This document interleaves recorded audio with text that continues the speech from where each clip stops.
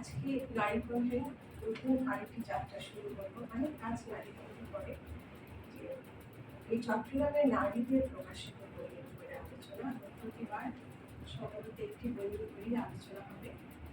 আজকে আমরা এমন একজন নারী লেখককে পেয়েছি, আমি বলবো চট্টগ্রামের প্রকৃত যশা নারী লেখক, চট্টগ্রাম কেন করছি সারা বাংলাদেশের, এবং তার বই নিয়ে আমরা আজকে আলোচনা করতে পারছি। আলোচনার মধ্য দিয়ে এই নতুন অনুষ্ঠানটি যাত্রা শুরু হবে, যে নারী কণ্ঠ পরিবারের জন্য ব্যাপার বলে আমি মনে করি। এবং প্রবন্ধের আলপথে বইটি আপনারা আহমেদ রসুলের হাতে দেখেছেন। এই বইটি আমার হাতে এসেছিল বইমেলায়। বইমেলাগুলো শেষের দিকে আমি বইটি সংগ্রহ করেছিলাম এবং রমজান মাসে আমি বইটি পড়ে শেষ করি। তারপরে আমার মধ্যে যে প্রতিক্রিয়া এসেছিল, যে পাঠ পড়ার পরে সেই প্রতিক্রিয়া কিন্তু আমি ফেসবুকে লিখেছিলাম। আজকে আমি আরেকটু বিস্তারিত যাবো, তাহলে এই আলোচনাটা সংক্ষিপ্ত হবে। এই বইটির উপর আলোচনা করার কিছু আছে। 12টি প্রবন্ধ নিয়ে পরিমাটি থেকে প্রকাশিত হয়েছে ফেরদৌসার আলীমের প্রবন্ধের আলপথ বইটি। আলপথের বইটি ফেরদৌসার আলীম আমার জন্য একটি বিশেষ নাম। সেই কলেজ জীবন থেকে আমি তার লেখনী শক্তি ও তার অসামান্য ভাষা শৈলীর একজন মুগ্ধ পাঠক। পরে যখন চট্টগ্রাম বেতারে আমি ওনাকে পাই, প্রথমত কলেজ ভার্সিটির স্টুডেন্টদের নিয়ে অনুষ্ঠান নবকেতন, তারপর মহিলা বিষয়ক অনুষ্ঠান অনন্যা, এরপর সাহিত্য বিষয়ক অনুষ্ঠান সাহিত্য আসলে আমি আপনাকে উপস্থাপক হিসেবে পাই। তখন দেখি যে একটা উপস্থাপক এবং কথক হিসেবেও তিনি অপার মুগ্ধকর। প্রবন্ধের আলপথে বইটি পড়তে পড়তে লেখকের স্বভাবজাত ভাষাগুলো পাঠক যে শুধু মুগ্ধ হবেন তাই নয়, পাঠক বিরুদ্ধ হবেন। বিশেষ করে গবেষণামূলক ও ইতিহাস আশ্রয়ী লেখা যারা পছন্দ করেন। আমার নিজের জন্য বইটিতে চমক ছিল চট্টগ্রামের নারী আন্দোলন এই নামের 11 নম্বর প্রবন্ধটি 8ম প্যারার 134 পৃষ্ঠায়। অংশটি আমি কি করে দিচ্ছি। মুসলিম লীগ ভিন্ন অন্য কোনো প্ল্যাটফর্ম না থাকায় সেদিন সমাজের কিছু সচেতন মানুষ প্রমুগ্ধ মস্তিষ্ক নামে যে সংগঠন গড়ে তোলে, আমাদের সৌভাগ্যবশত সেটির প্রথম পর্যায়ে যাবতীয় কর্মকাণ্ড হতো সুপ্রিম কোর্টের আইনজীবী এস.এম. মোফাজ্জল সাহেবের বাসভবনে। ইনি প্রমুগ্ধ মস্তিষ্কের প্রতিষ্ঠাতা সদস্যদের একজন। ইনি চট্টগ্রামের সন্তান এবং কামরুন্নেসা বালিকা বিদ্যালয়ে নবম ও দশম শ্রেণীতে অধ্যয়নরত এই দুই কন্যা প্রমুগ্ধ মস্তিষ্কের সদস্য হন। জ্যৈষ্ঠ যেমন আরা, জিব্রাইলের ডানার গল্পখ্যাত শাহিদ আলীর স্ত্রী, এবং মমতাজ বেগম, পরবর্তীকালে মমতাজ সোহেল নামে লেখক খ্যাতিপ্রাপ্ত। এরা প্রমুগ্ধ মজলিসের নারী সদস্য ছিলেন। চট্টগ্রামের নারী আন্দোলনে এদের প্রভাব অনস্বীকার্য। বাঙালির রক্তঝরা ভাষা আন্দোলনে আমাদের নারীদের অংশগ্রহণ শুধু নয়, যুগান্তকারী ভূমিকার পেছনেও আমরা এদের দেখতে পাই। লেখাটি পড়ে আমার চোখে পানি চলে আসে। আম্মা মমতাজ সোহেল, নানা এস.এম. মোফাজ্জল এবং সেজো খালা যেমন আরার নাম এই লিখিত প্রবন্ধে মুদ্রিত অক্ষরে দেখার জন্য বা সে সময় তারা যা করেছিলেন তার স্বীকৃতির জন্য শুধু নয়। আমার এই প্রবন্ধটি পড়তে পড়তে মনে পড়ে গিয়েছিল বা মনের মুখরে ভেসে উঠেছিল প্রমুগ্ধ মস্তিষ্ক এবং বাংলার ভাষা আন্দোলন নিয়ে আম্মা মমতাজ সোহেলের মধ্যে সবসময় কিরকম একটা আবেগ স্ফুলিঙ্গ কাজ করত।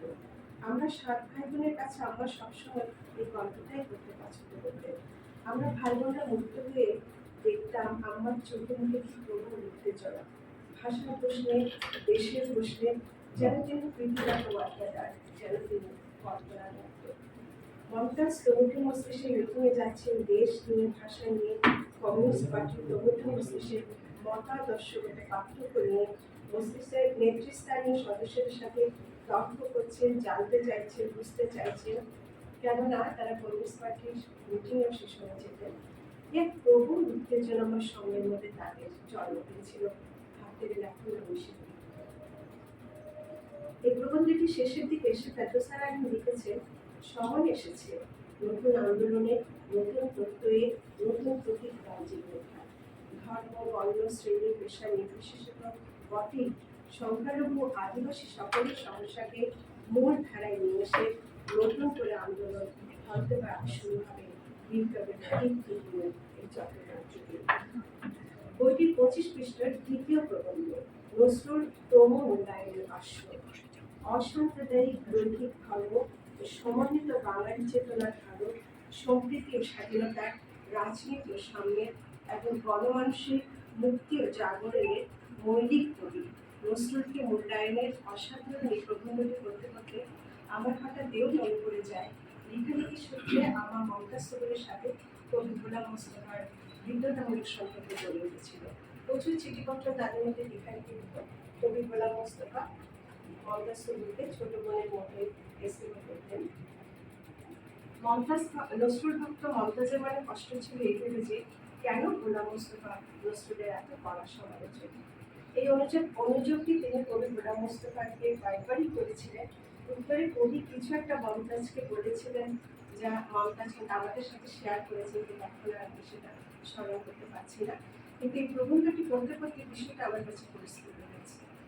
এই প্রবন্ধের শেষের দিকে সে লেখক প্রফেসর আলী চমৎকারভাবে বলেছেন যে কবি তার আমৃত্যে বা তার কাব্যসত্তার ঘোষণায় সারা জীবন অক্লান্ত ছিলেন এবং অব্যাহত প্রাসঙ্গিকতা যার কাল উত্তীর্ণতার কেন্দ্রীয় উৎস তার মূল্যায়ন কাল থেকে কালান্তরে নতুন নতুন মাত্রা পাবে, নতুন মূল্য অভিষিক্ত হবে, এতে সন্দেহ সত্যি তাই। সাময়িক পত্র সম্পাদনে বাংলা থেকে বাংলাদেশে মুসলমান নারী পথচলা বইয়ের সর্বশেষে প্রবন্ধটি নারীপথ পত্রিকার প্রতিবাদিত সম্পাদক শাহরিয়ার ফারজানাকে উৎসাহ যোগাতে হবে। নারীকণ্ঠ সম্পর্কে লেখকের উদ্ধৃতি, নারীকণ্ঠ প্রকাশের যুগ করতে হয়ে এলো তার।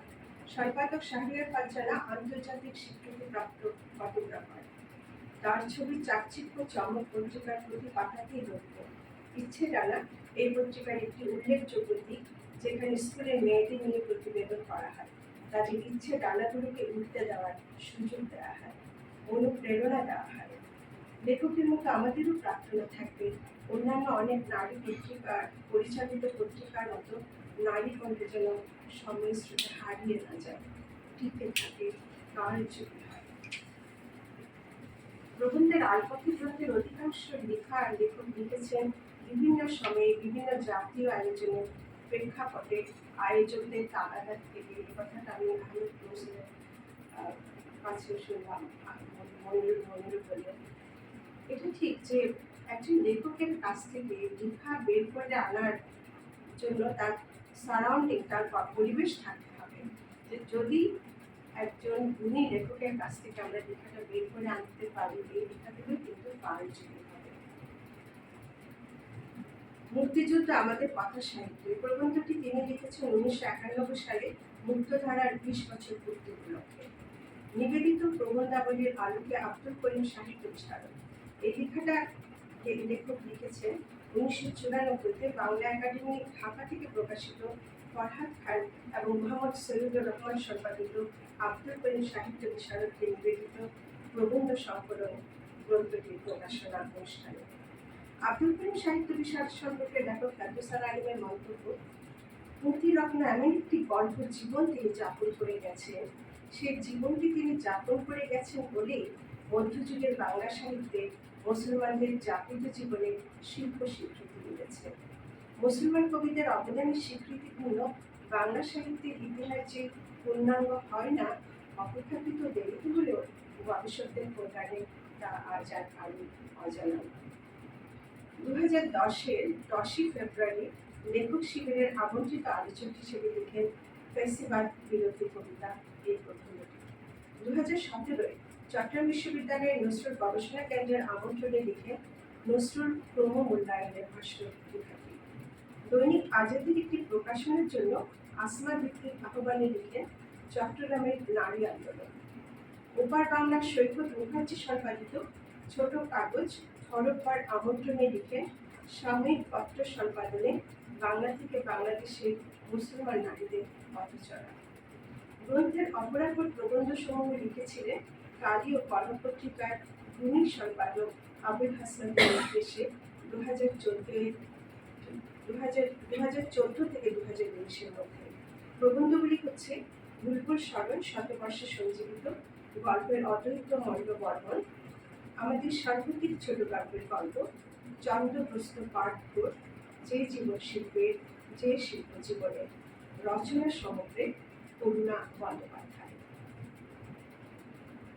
লেখকের প্রচুর অধ্যয়ন, পাঠ, গভীরতা, নিবিড় অনুসন্ধিৎসা, ঘোর ডাকা শব্দপুঞ্জে ভাষার স্বীকৃত সুষমায় লেখালেখি প্রাণ পেয়েছে। তাই গ্রন্থের তথ্য সমৃদ্ধ 12টি প্রবন্ধই শুধু পাঠ্য শুধু নয়, নতুন চিন্তার খোরাক যোগাবে, জানার তাগাদা তৈরি করবে ভোটের তৃষ্ণায় জীবন জিজ্ঞাসা। নিজের কথাই বলি, রাজস্থান আইনের চৈত্রী পড়তে পড়তে আমি নিজে প্রায় তৃষ্ণার্ত হয়ে উঠেছি অফরোজা বিপুল কিংবা প্রতিভা বদল, করুণা বন্দ্যোপাধ্যায়, রবিশঙ্কর বনকে পাঠ করার জন্য। একই সঙ্গে আশ্বাস করি সবল পরিক্রমায় লেখক রাজস্থান আইনের পরমের পুরোটার ক্রমবর্ধমান সৌন্দর্য। আলমানের মানচিত্র প্রচ্ছদে পরিবারটি থেকে প্রকাশিত 150 পৃষ্ঠার এই বইটির মূল্য 350 টাকা। বইটি লেখক উৎসর্গ করেছেন তার স্নেহধন্য অপ্রতিম অনুযোগহীন সৈকতকে। আমি মূল্যবান এই গ্রন্থটি বহু প্রচার ও সেই সাথে লেখকের দেহ মন ও কলমের সুস্বাস্থ্য কামনা করছি এবং আমরা খুবই সৌভাগ্যবান যে আজকে আমরা আপনাকে পেয়েছি এবং অসুস্থ উনি যে আজকে আমাদের সময় দিয়েছেন বা সিঁড়ি ভেঙে এসেছেন, এটা আমাদের জন্য সৌভাগ্যের ব্যাপার। সবাইকে আমার অনেক অনেক ধন্যবাদ।